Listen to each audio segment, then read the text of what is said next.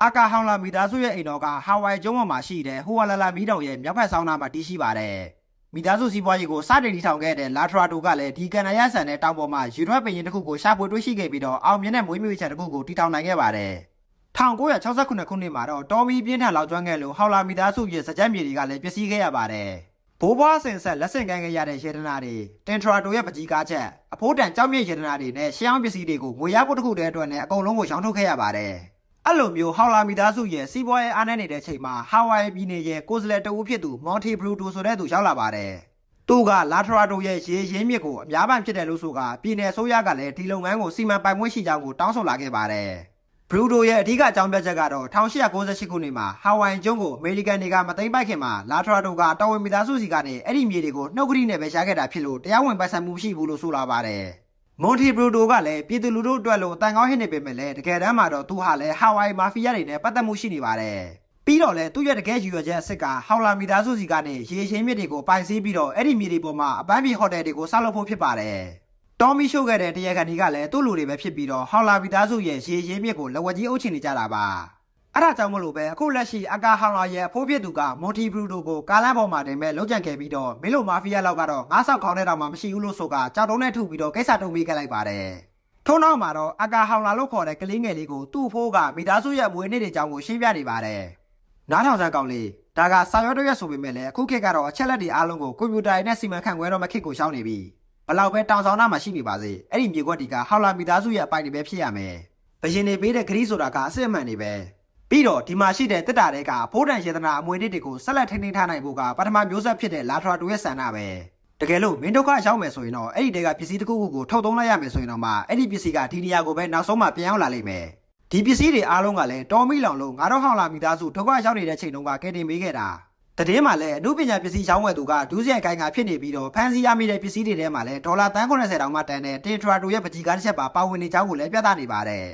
်တင်ထရာတိုရေးဆွဲခဲ့တဲ့ပကြီးကားဟာနေရာပေါင်းစုံကိုလှည့်လည်သွားလာခဲ့ပြီးတော့ဆယ်စုနှစ်ကြာမှာတော့သူတို့မိသားစုစီကိုပဲပြန်ရောက်လာတယ်ဆိုတာကိုရှင်းပြနေတာပါဟောင်လာတို့စီမှာရှိတဲ့ပကြီးကားဆိုတာကတင်ထရာတိုရေးဆွဲထားခဲ့တဲ့ The Origin of the Milky Way ဆိုတဲ့ပကြီးကားချက်ပါထင်ထရာတိုဆိုတာကလည်းတကယ်ကိုထင်ရှားတဲ့ပကြီးစရာတယောက်ဖြစ်ပြီးတော့သူ့ရဲ့လက်ရတွေထဲမှာတော့ The Origin of the Milky Way ဆိုတဲ့ကားချက်ကတော်တော်ကိုနာမည်ကြီးတဲ့ထဲမှာပါပါတယ်။ဟောင်လာကတစ်တာထဲမှာရှိတဲ့ကြည်ဝနေတဲ့မီးတောင်ကြောင်အမှုန့်လေးတွေကိုလေးလာနေခဲ့ပြီးတော့သူ့အဖေကလည်းဒါဟာမီးတောင်ကြောင်ရဲ့အမှုန့်လေးတွေဖြစ်ကြောင်းနဲ့လေးနဲ့ထားပြီးတော့သိမ်းဆည်းထားရမယ်လို့ပါအချင်းချင်းသတိပေးနေပါတယ်။ယခုခါမှာတော့မီးတောင်ကြောက်ကဂျိုရီယိုတို့ရဲ့လက်ထဲမှာရှိနေပါတယ်။ချာမင်းဘန်းကလည်းဘန်မန်နေဂျာဖြစ်နေဟောင်လာနဲ့တွေ့ဖို့ရှောင်းနေပြီးတော့ဂျိုရီယိုနဲ့ဒရဂွန်နာကိုလည်းသူ့ရဲ့လက်ထောက်တွေပါလို့မိတ်ဆက်ပေးလိုက်ပါတယ်။ဟောင်လာကလည်းသူနဲ့ရှိနေတဲ့လူကရှင်းနေ QS ပါလို့ပြန်မိတ်ဆက်ပေးလိုက်ပြီးတော့တင်မော့ဘော်ကိုတက်ဖို့ခေါ်လိုက်ပါတယ်။ဒါနဲ့စကားမဆက်ယိုကိုဟာမာစီမှာလောက်တာဆိုတော့မင်းကဘယ်တက်ကတူပါလဲ။တက်ကတူဆိုတာကကြားအောင်ပြောချင်တာလား။ Harvard ကပါ။အိုး Harvard ကလား။ငါရောပဲ Professor Hasberg ကဘလို့နေလဲ။ QS ကအဲ့လိုပြန်ပြီးလိုက်တော့ Dragon တယောက်တော့ဒစ်လဲသွားပါတယ်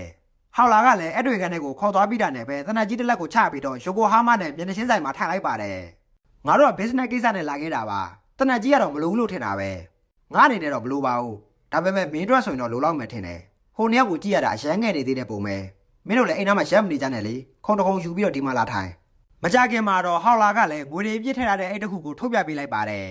ကျွန်တော်တို့သိလာတာကကြားပြီပဲဒီပတ်စံတွေကိုခမားတို့ကတည်တံ့ပေးမယ်တိတ်ချင်းစီမှာလည်းဒေါ်လာ2သန်းစီပါတယ်လို့သာမှတ်ထားလိုက်ပြီးတော့ခမားနောက်ကလူနှစ်ယောက်ကိုလည်းဒီပမာဏတိုင်းပဲပေးမယ်ခမားခုစီလာတဲ့လေပေါ်မှာအကောင်စအောင်မတင်နိုင်ဘူးဆိုရင်ပြောတာပြောဘယ်နေရာကိုမဆိုကျွန်တော်ပို့ပေးလို့ရတယ်ခမားကဘန်ဝန်နဲ့တယောက်ပဲလေဒေါ်ဖင်ဘန်ဆိုတာကခမားပိုင်တာမဟုတ်ဘူးမလားလစာဘယ်လောက်ရလဲတတလုံးလုပ်ပြီးတော့ဘယ်လောက်ရှာနိုင်မှထင်လဲဒေါ်လာ30ဘီလီယံတောင်မှအကျွေးတင်ထားတဲ့ချင်းငွေစာချုပ်တွေရှိနေရမလားအဲ့ဒီပြဿနာအတွက်ကျွန်တော်တခုတော့လုပ်ပေးလို့ရမလားအစိုးရကတိတ်သွားပြီဆိုပြီးတော့ခမားရဲ့ဘန်ကိုပဲရှုံးခံခိုင်းလိုက်ပါဒါဆိုရင်ခမားနဲ့ကျွန်တော်လည်းထောင်ရတငယ်ချင်းတွေဖြစ်သွားမှာပေါ့ပြီးရင်ကျွန်တော်ရဲ့သင်္ဘောပေါ်မှာရှမ်ပိန်လေးတောက်ပြီးတော့နားယူကြမယ်လေခဏလေးမင်းရဲ့လက်ထိုးတဲ့ပုံစံကဒီလိုမျိုးပေါ့ငါတို့3ယောက်ချာမှာစုစုပေါင်းဒေါ်လာ120ပဲရှိနေရလားမင်းအကျွေးတင်ထားတဲ့မြောက်ဘက်တောင်ဆောင်ကဒေါ်လာ30ဘီလီယံတောင်မှရှိနေရလေဒီလောက်အကျွေးတွေကိုအခုလိုမျိုးတသက်နီးလန်းနဲ့ဖြည့်ရှင်းနေရလာ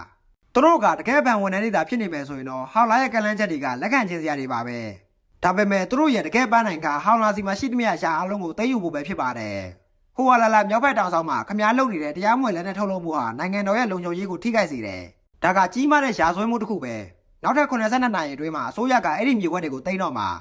ဟောင်လာကတနက်ကိုထုတ်လိုက်ပြီးတော့ငါအဲ့ဒါမျိုးတွေမလုပ်ဘူးကွာမင်းတို့လီလို့ကောင်းတယ်ရဲ့လက်နဲ့ထုတ်လို့တဲ့ကိစ္စကိုငါတို့ဘာသာဖြေရှင်းလိုက်ပါမယ်ဘန်အနေနဲ့ကတော့စိတ်ပူစရာမလိုပါဘူး မင်းတို့တွေဒီငွေတွေကိုလက်ခံလို့ရပါတယ်လို့ရှင်းနေ keywords ကပြောလာပါတယ်ဒီကိစ္စကိုပတ်စံနဲ့ရှင်းလို့ရမယ်လို့မင်းရထင်နေရလားအစိုးရကအဲ့ဒီမြေတွေကိုဝင်ရောက်စီးနင်းလိုက်မယ်ဆိုရင်တော့မင်းတို့ရဲ့အကျွေး30ဘီလီယံကိုဘယ်လိုပြန်ဆမှာလဲအဲ့ဒါကြောင့်မလို့ငါကမင်းတို့ရဲ့သင်္ဘောပေါ်မှာအေးဆေးလေးနဲ့လာညှိနှိုင်းဖို့ရှောက်နေရငါပြမယ်ဒီမြေတွေကဒေါ်ဖင်ဘန်ကအခုလက်ရှိပိုင်ဆိုင်ထားတဲ့အိုဟာအိုကျွန်းပေါ်ကမြေနေရာတွေပါတခြားနေရာတွေလည်းရှိသေးတယ်ဒါပေမဲ့ဒီနေရာကတော့တကယ်မြေကောင်းနေပဲစိုက်ပျိုးရေးလုပ်ချင်တဲ့လူတွေကတော့ကောင်းဆုံးနေရာတွေပေါ့အဲ့ဒီအကျွေး30ဘီလီယံကိုမင်းစီကနေပတ်စံနဲ့ပြန်ဆက်ဖို့တောင်းနေရမဟုတ်ပါဘူးအဲ့ဒီစာအာမခံတစ်ခုအနေနဲ့ပိုင်ဆိုင်မှုချင်းလဲလှယ်ဖို့ကိုအကြံပေးနေရပါဘန်ကပိုင်ဆိုင်တဲ့မြေတွေကိုမင်းတို့ကိုပေးမယ်မင်းတို့ကတော့မြောက်ဘက်တောင်ဆောင်မှာရှိတဲ့မြေကိုငါတို့ကိုပြန်ပြီးတော့ပေးထားဒါဆိုမြောက်ဘက်တောင်ဆောင်ကမြေကဘန်စီကိုလျှောက်သွားမယ်အိုဟာအိုကျွန်းရဲ့မြေတွေကတော့ဟောင်လာကုမ္ပဏီစီကိုလျှောက်သွားမယ်စာချုပ်ထဲမှာတော့ဒီမြေနှစ်ခုရဲ့တန်ဖိုးကတူညီပါတယ်ဆိုပြီးတော့ပဲအမှတ်တမ်းတင်ထားမှာပါမိသားစုရဲ့မွေးနေ့ဖြစ်တဲ့မြောက်ပိုင်းရှို့ကိုလဲလှယ်လာလုပ်နေလို့ဟောင်လာကလည်းတွေးဝေးနေပါပြီ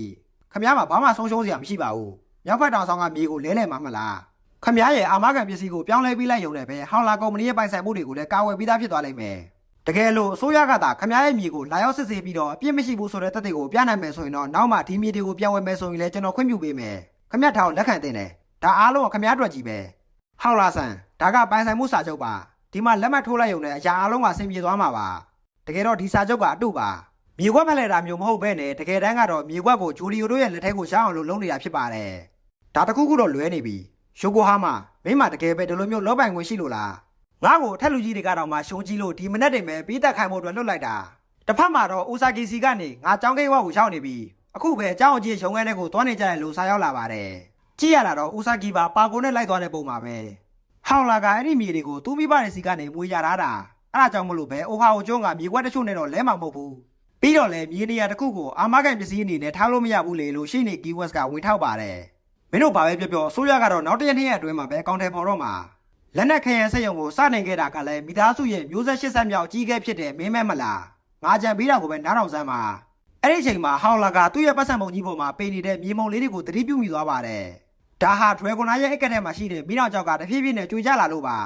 မိတော်ကြောက်ရဲ့အမုံလေးတွေကဇွဲပေါ်မှာရှိတဲ့ငွေတွေနဲ့စာချုပ်တွေပေါ်ကိုပါပြန့်နှံ့သွားပြီးတော့သူ့စီကိုဆွဲယူချင်နေပုံရပါတယ်